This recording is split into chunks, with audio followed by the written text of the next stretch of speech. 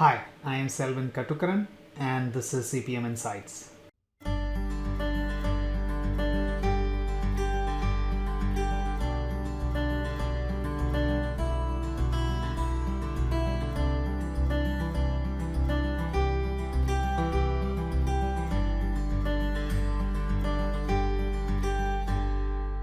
So today we are going to look at something which is not OneStream related or Oracle related. However, indirectly it is something that you and I do, or rather fail to do. So to give you a background on what happened before my Christmas vacation, my external hard disk crashed, and that has so I use VirtualBox for all my crazy things that I do, and I just want to separate the stuff that I do on my local machine. That's the reason why I use VirtualBox. However, what happened with the VirtualBox was it was stored on an external hard drive and the hard drive crashed, and I was doing something important at that time, not client related. It was my pet project, which some of you will see. It will be released as Toolbox soon, and that was pretty significant one. It had, if I quote the numbers, it had somewhere close to 5,000 lines of code, or more than 5,000 lines of code, and there was like a lot of components also included in that, so all of them gone. So the colleagues and friends of mine were asking, like, why don't you use a cloud provider and then store it there? A funny thing, the virtual boxes that I have, they're pretty big, so I don't want to I don't want to spend that much money to get a cloud provider. Second of all, to copy that to the cloud system, it's going to take a long time. So I decided not to use VirtualBox anymore, because I don't want to again go through that same hassle of recreating again. So what I did was installed the OneStream software on my local machine directly, and all the Oracle stuff is on cloud, so it's PBCS, it's fine there. So the OneStream things, if you have used it, you know that backup of OneStream systems is pretty straightforward. You just back up the SQL Server and that's it, done. You can then take that SQL Server backup and then restore it on any other system. It's just going to be fine. So I found out using PowerShell I could automate the SQL backup process, which I did. The other thing was, again, the second part was how to back it up to a cloud provider. And MindStream uses ShareFile, so I was trying to figure out how to do that, like copy directly to the ShareFile, which didn't work.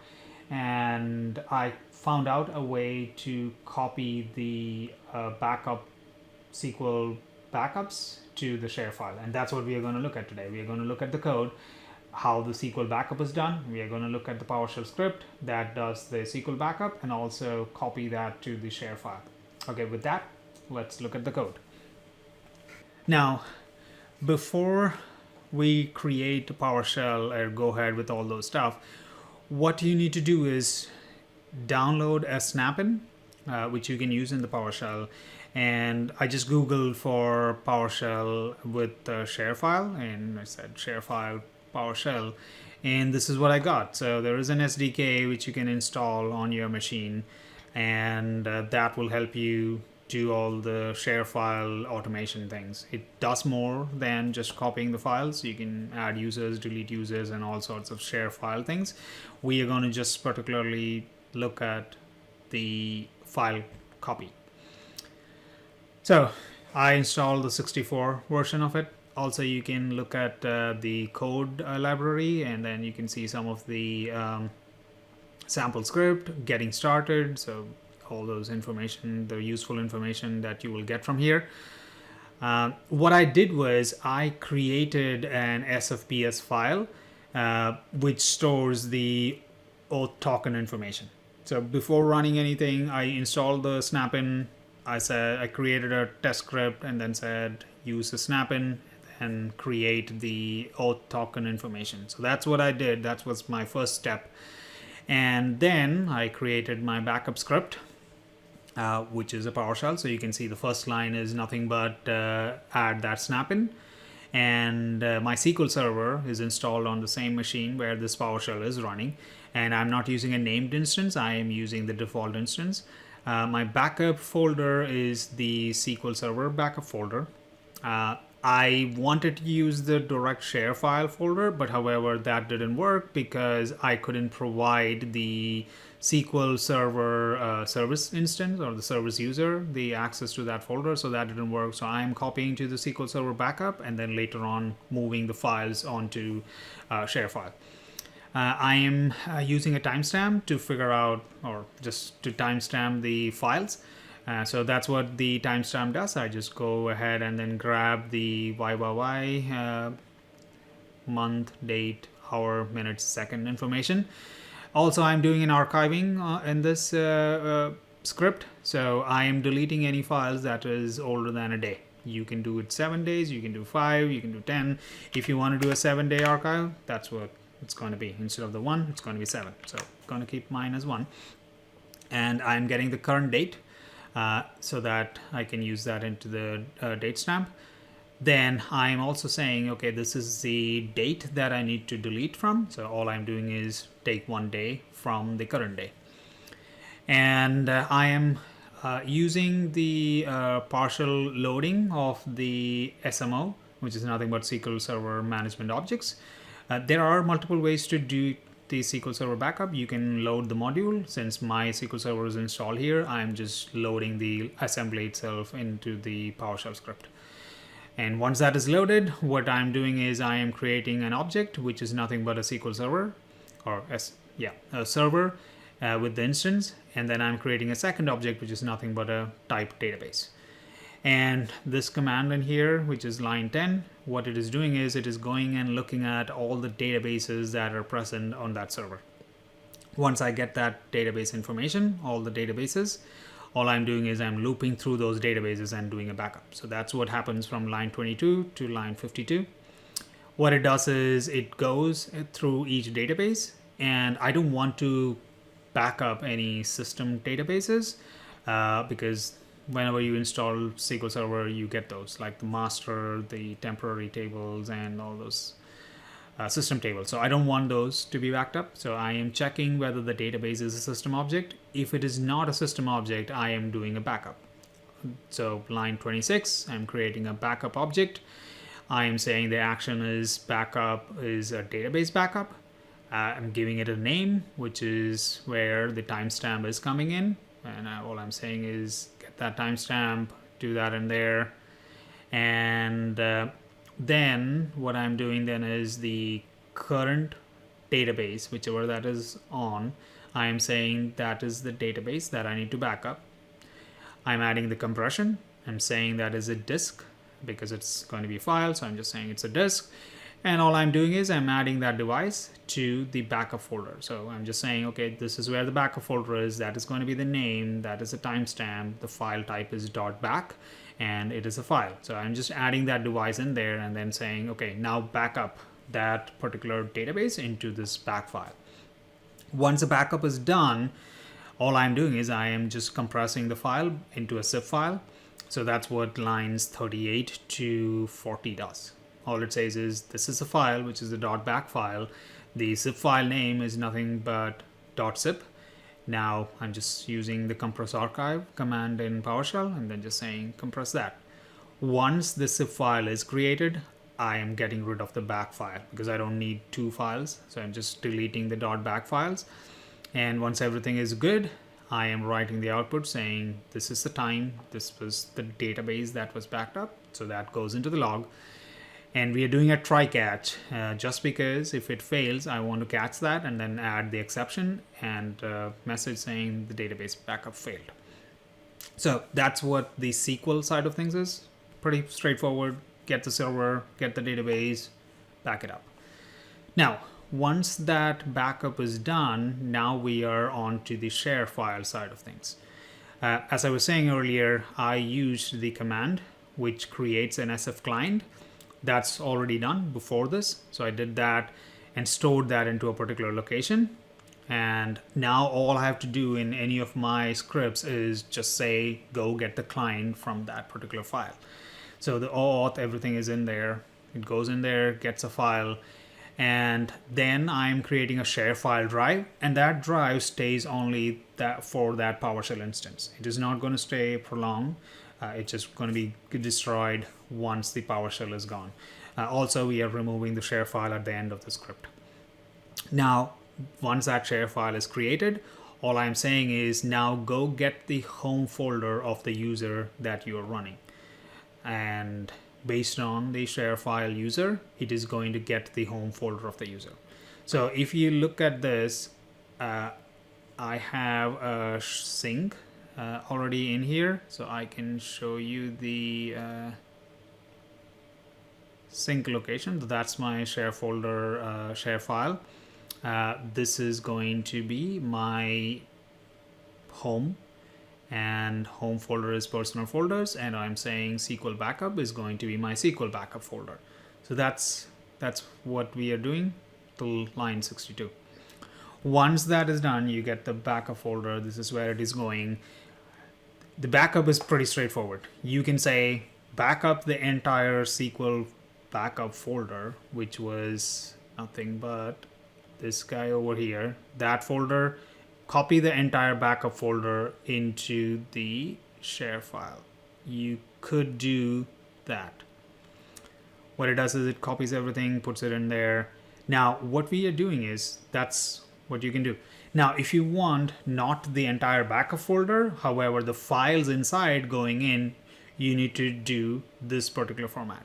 That's nothing but /* If you don't use that, the entire backup folder will be copied. Funny thing about the slash, I was just thinking what the slash is, whether it is forward or backward. So I kind of remember somebody telling me that, I don't know, some of you might know Slash the guitarist.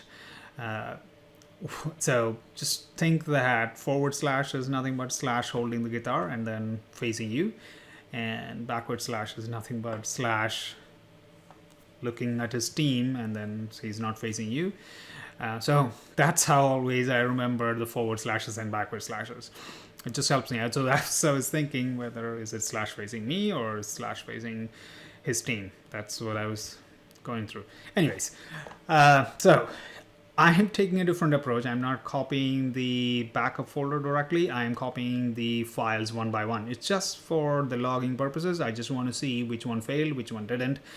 So what I'm doing is I'm using the get child. It's nothing but, if you look at it, it's nothing but using the dir command.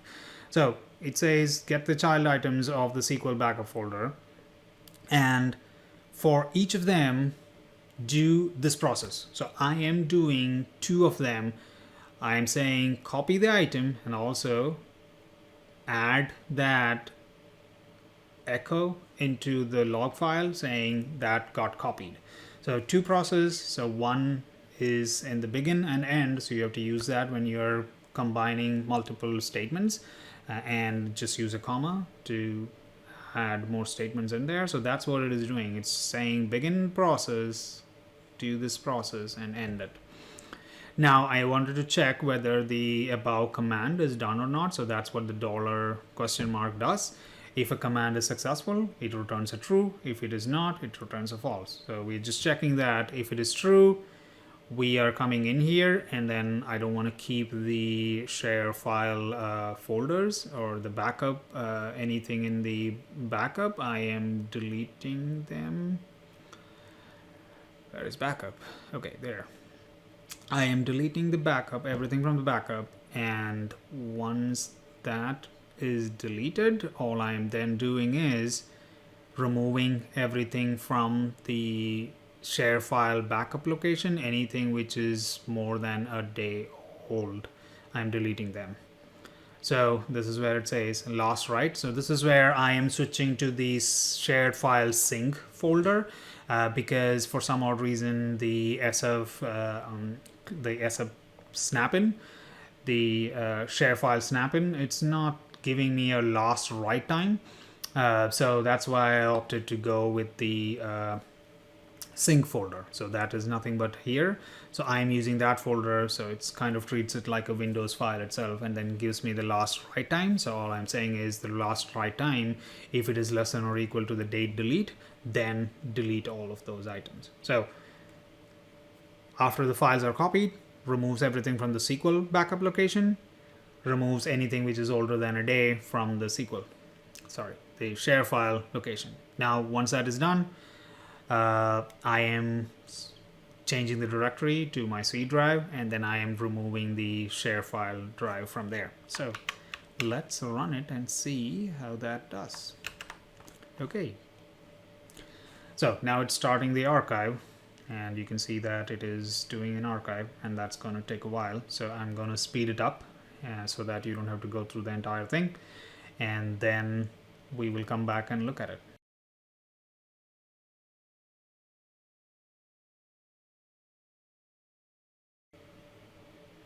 Okay, now the backup process is done. It is starting to copy the files into the ShareFile folder. Again, this is going to take a while, so I will speed it up and then we can look at it.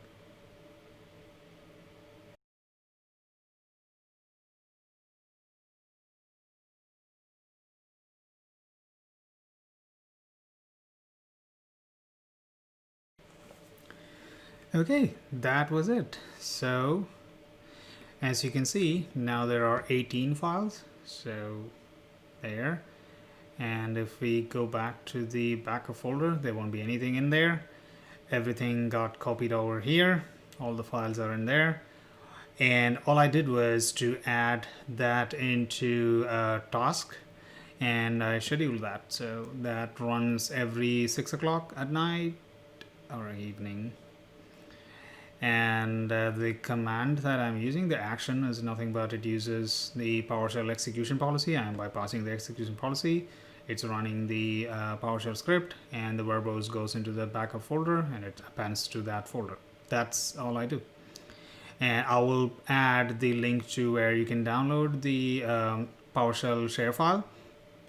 And I will also add the code into the blog post. I hope that you enjoyed the video, and I hope that you will not do the mistake that I did without backing up anything, and hope it helps. Thanks.